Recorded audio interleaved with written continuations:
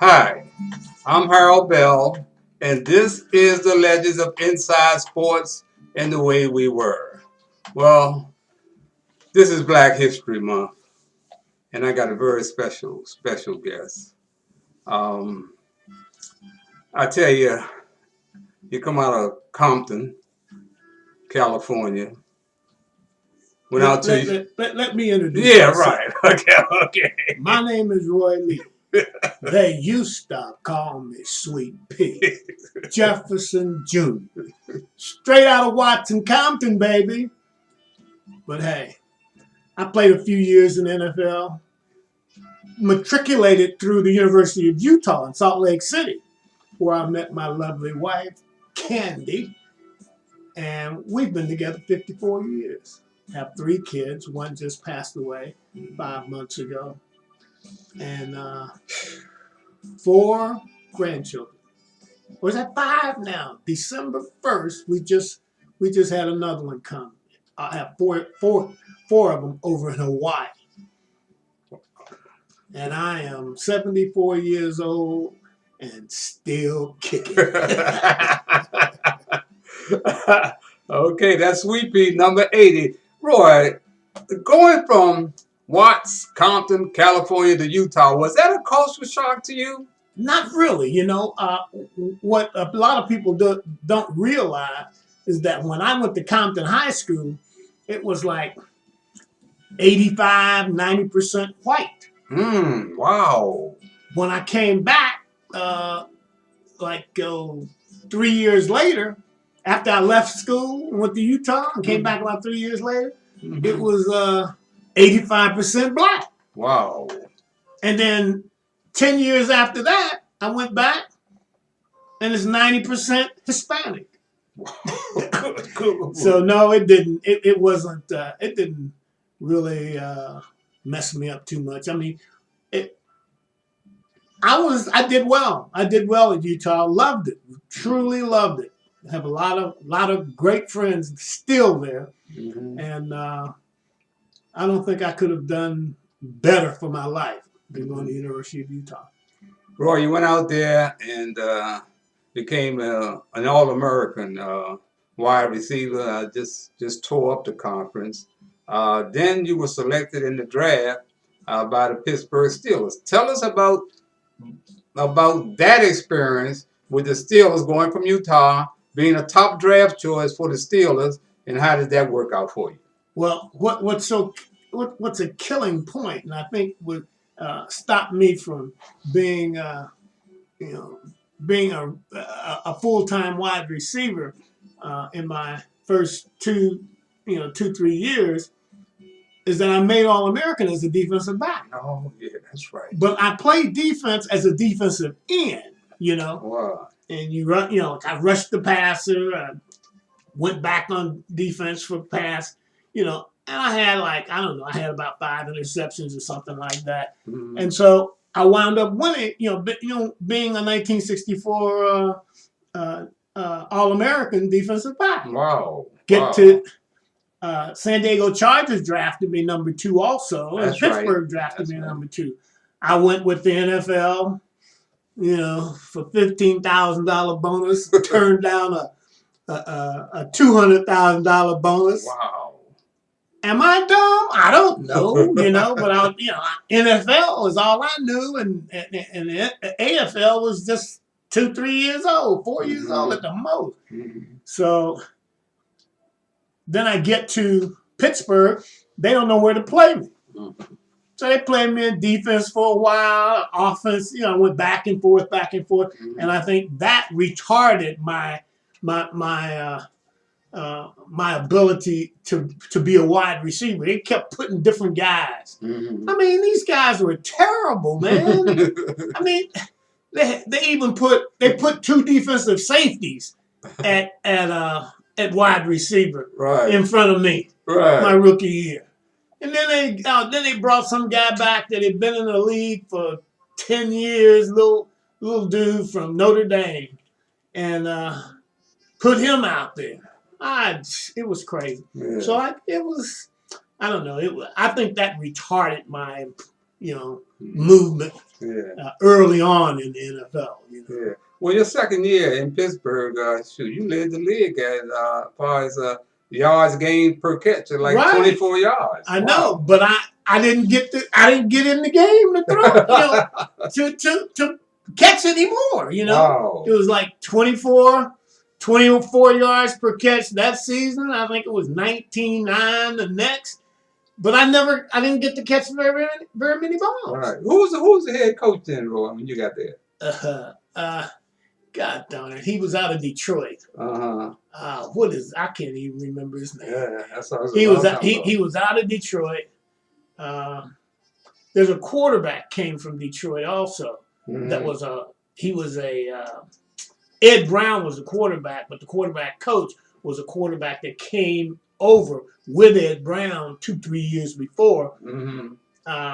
Man, if I called the name, you'd remember it. Mm-hmm. And he told me, he said, Jefferson, he told me in my first year, he says, if they wind up doing the right thing, playing you at number one at that receiver, you're gonna be all pro forever. Wow. He says, I know that. Yeah. He told me that. I was. Yeah. It didn't happen too quick though. Yeah, right. It took me till my fourth year there to really do something. Mm-hmm. I did a little bit in the third year, but I made the Pro Bowl and All Pro my fourth and fifth year there. Mm-hmm. Things went sour in Pittsburgh. Why did they go sour? Me and Coach Chuck Noll. Mm-hmm. I wasn't the kind of guy that allowed a coach to curse me. Yeah, right. Uh-huh. And you don't. I mean, I do things. I may have done some things that weren't up to par with him. Mm-hmm. But those weren't the things that bother me. It's things like on the field. Mm-hmm. I would, you bring a strong zone up, a strong side zone, and the cornerback would come up, mm-hmm. and their job is to keep you inside. Right. They want you to go. The coaches want you to get outside, so you'd have the lane down, going downfield, because that cornerback's not going to go all the way most of the time. Mm-hmm. So they can throw. Well, the guys would play so well at that position that, I would fake like I was going to fight them to go outside, go inside, and then go back out and then go up. Uh-huh. I'm still available for that pass in between the safety and the cornerback, because the cornerback's not going to go all the way back. Mm-hmm. And the safety man he's too far in, unless he cheats, Yeah, right. And so I got the job done, but I did it the way they didn't want me to do it. You did it your way. Yeah. Yeah, they wanted you to do it their way. We got the ball in. I caught the ball. Mm-hmm. He stopped practice. Jefferson, you're supposed to go outside the cornerback and blah, blah. I said, what does it matter? Yeah. That's what I told him, loud and clear. I caught the ball. We got downfield. Mm-hmm. He hated that. Mm-hmm. I got the nerve. Yeah, you too uppity, man. Yeah, to talk back. Let's get out. Well, see, what a lot of people don't realize, you came into the league kneeling down. You weren't standing up to be a man. And I think that was a lot of your coach's mistake, because after they got you out of there, you went to Baltimore. Yep. Right? And won the Super Bowl there. Won the Super Bowl. And coach, that coach was really great, Mm-hmm. But the owner promised me, I had a meeting with him 3 days after I got there, and told him, say, look, because they had told, I think what happened was they told the coach, well, we'll sign him to a 3-year contract, and then you won't have that problem, Mm-hmm. So they increased my salary, And I signed that 3-year contract. So I got there. I told, Rosenblum, I said, look, I said, I don't want to, I don't want to cause a problem. I said, but I would like to be able to renegotiate my contract if I have a good year and the team has a good year. Mm-hmm. Oh, no problem. No big deal. Mm-hmm. So get there, we win the Super Bowl. I have an article out of the LA Times where they had 4 or 5 coaches that they were interviewing, and they were asking them all of them different questions, but they all answered. One of the questions was, how did Baltimore do what they did? Uh-huh. Did anybody expect? No one expected Baltimore to come out and win the Super Bowl. Mm-hmm. He says, well, and to a man, each one of them mentioned me as a key acquisition Mm-hmm. to the passing game. He said they had a young kid, Eddie Hinton, that was really good, but they got Roy Jefferson. That solidified, and then they already had John Mackey, Mm-hmm. and that solidified their passing game. Mm-hmm. And but each one of them made the statement that Roy Jefferson solidified that passing game. Right. And right. Johnny Yu, if Johnny Oh, Yu had a yeah. place, Whoa. he can do it. Yeah. And so we had it. I come in. I went down. I was still in Pittsburgh. Right. So I go back there, have a meeting with him, and I said, well, look, we talked about renegotiating my contract if I had a good year and the team had a good year, And he says, oh, I don't renegotiate contracts. I blew up. Mm-hmm. Yeah. Blew my cool. I mean, absolutely blew up. Uh-huh. And I did a few curse words, and I told him, I said, well, you're going to either trade me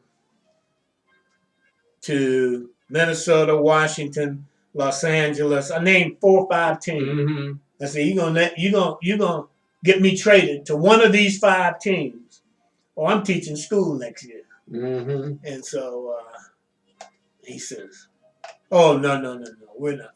Well, hey, I'm telling you, Mm-hmm. I'm teaching school next year that I will not be playing for the Baltimore Colts. So they kept calling me, Mm-hmm. When training camp started, and they didn't start until training camp. They just figured I was going to come in. Show up. Yeah. So they started calling when training camp started. I wouldn't even talk to them. My wife would answer the phone, and she said, well, I'm sorry, my husband doesn't want to play for the Colts this year, and when you decide that where he's going, he'll report to them. Mm-hmm. And so after about 2 or 3 weeks, I mean, it might have been 3 weeks. They said, well, we got some offers, but they got to make sure you're healthy, so you have to come into camp. So I said, what's the offers? And they told me Washington, Minnesota, on and on. Well, right. Whatever it was. So then so I get in. Johnny Yu, we played the college all-star. Uh-huh. So Johnny Yu, I didn't even start the game. Perkins started in front of me, and he was behind me. You went in the uniform. You were in uniform for the. Oh yeah. Oh, you okay? For the college all-star game, So I got to practice a week. Right. And then we played the college all-stars. Uh-huh. So then Johnny Yu, when I got in, he sent me in like the second or third series. Mm-hmm. Coach came over. He said, Roy, well, we know you're not going to be here, but I want you to get in there with Johnny so that you have somebody that know you, throw you the ball. So who was the coach then? McCafferty. Okay, McCafferty. Yeah, I remember. Mm-hmm. And so he said, well, so you go on in. Johnny will take care of you. Mm-hmm. So we go in. Johnny threw me the ball like 4 straight times, and we scored. And it was like I caught an array of passes, and I'm almost certain I scored a touchdown. Yeah. And Mac, we called him Mac. Everybody called Coach Mac. Uh-huh. And one guy on Mac said, "Roy, you can go and sit down. I think they know you're okay." He said, "Let me get these guys in there that's gonna be here." Yeah. And it was, that's right. Yeah. So next stop is Washington. Washington D.C. George Allen. Love me some George Allen. He's cool. I mean, he was like, oh, you know what? Well, they got my message gave him the address. So he says, Roy, he says, I want to tell you. When I got there, he says, I don't know about these administrations on these football teams right now. Mm-hmm. I gave him our number one draft choice from this year that I don't think he got, or from last year that he didn't even get to pick. Right. He was a number one pick. Mm-hmm. But he's a receiver. I forget his name. I forget his name. And he says, but he couldn't. He says, and then he says, and then I gave him a number. What was it? A number 4 pick. Mm-hmm. And he says, I couldn't believe it.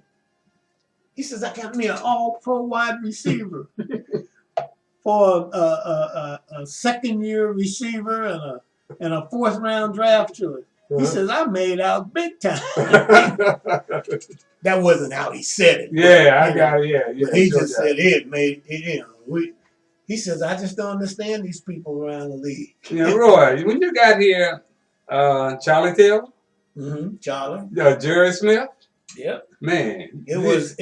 Man, y'all had a whoo! And but like there wasn't enough balls, but the key was there wasn't even George Allen. He got us all here. But he wants to run the ball. That's right. That's right. He wanted to run the ball. Hey, but Sonny wouldn't, Woo! Sonny gonna throw it up, Man.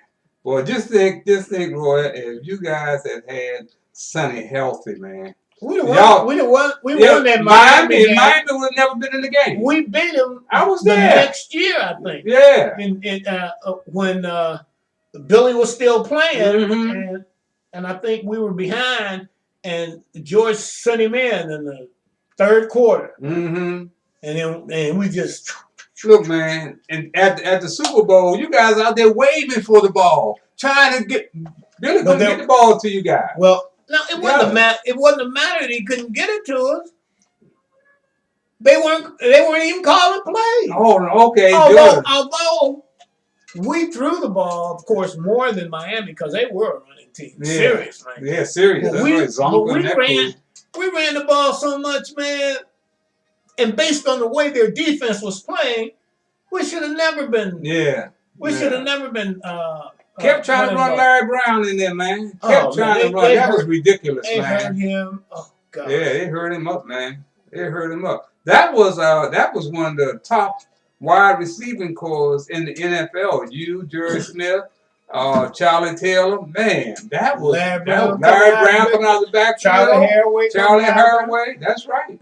That was a great, great team. And but even Billy had great days there. Mm-hmm. But when Sonny was playing, it was ridiculous. Yeah, man. You could pass that ball, boy.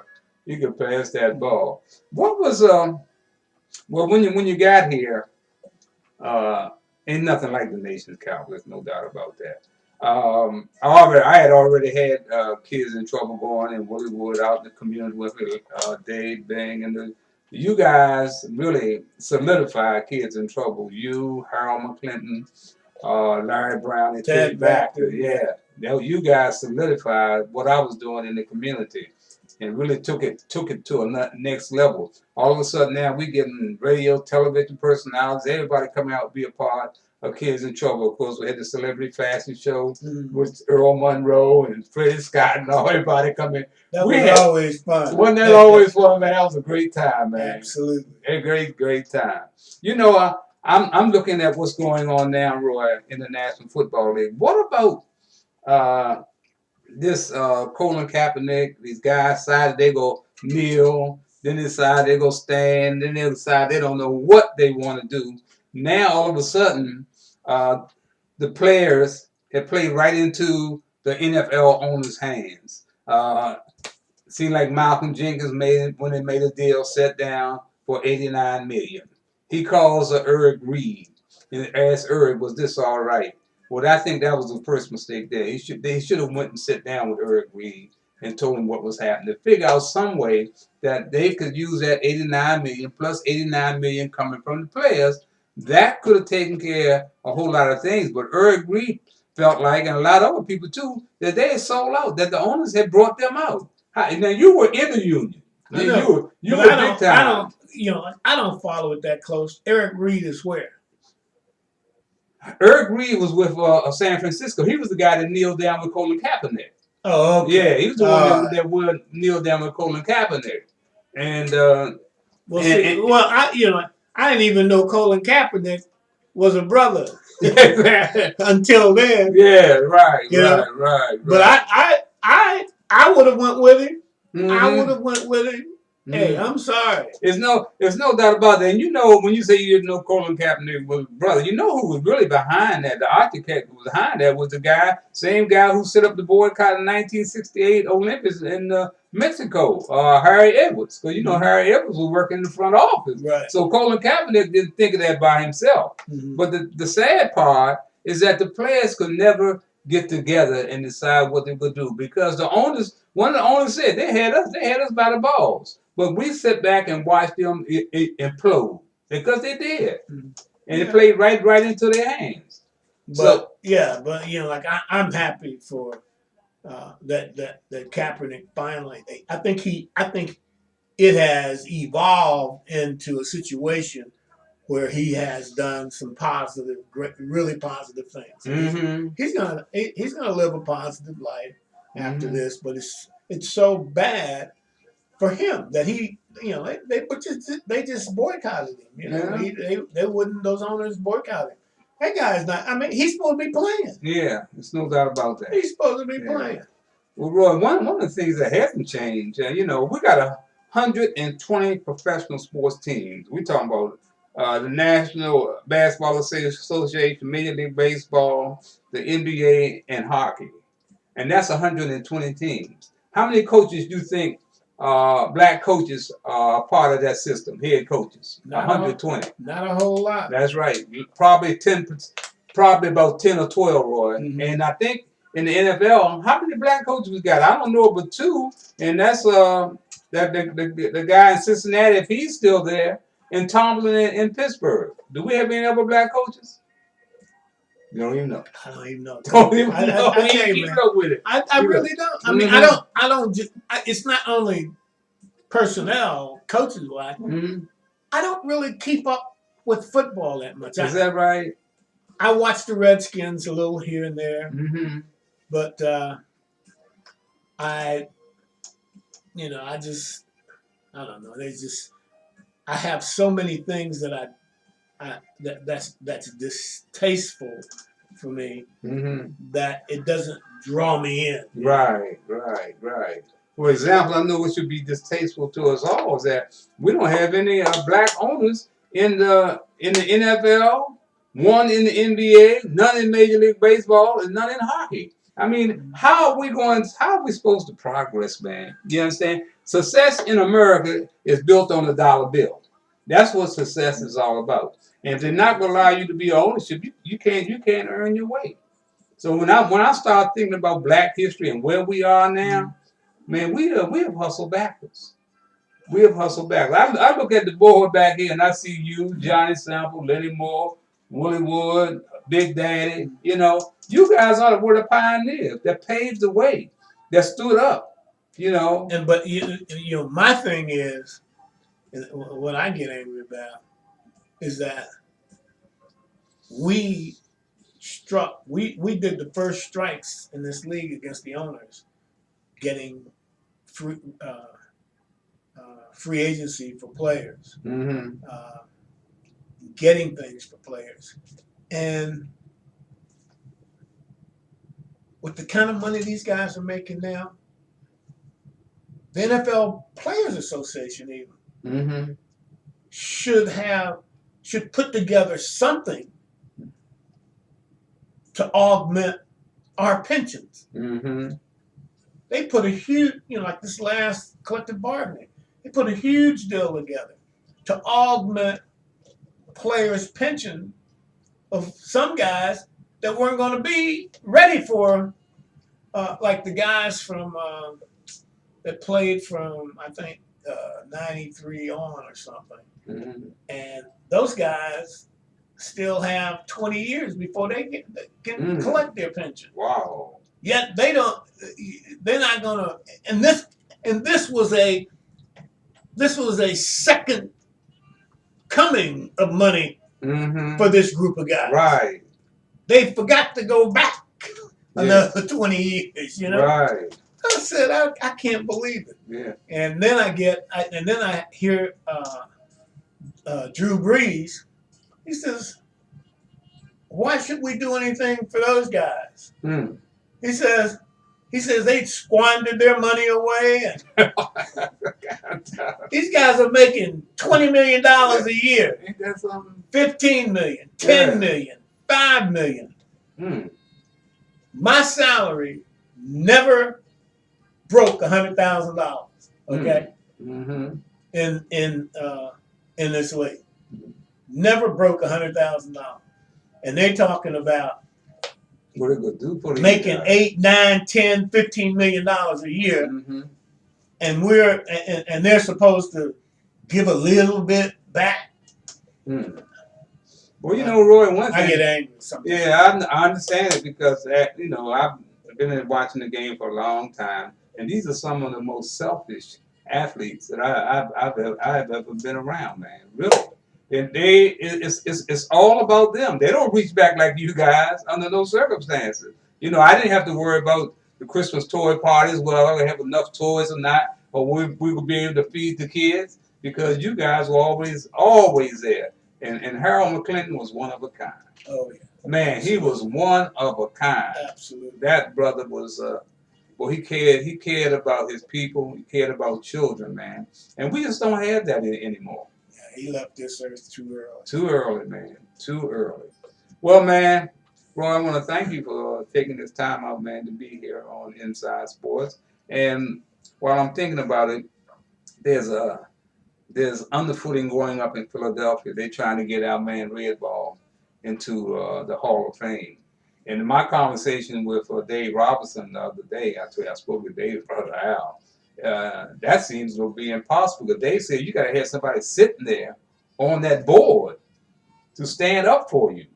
You understand? And Dave was there, and he didn't get into the Hall of Fame until he left. You understand? But he was there to pinch their conscience. So the guys like you and Johnny, there's nobody there to pitch it.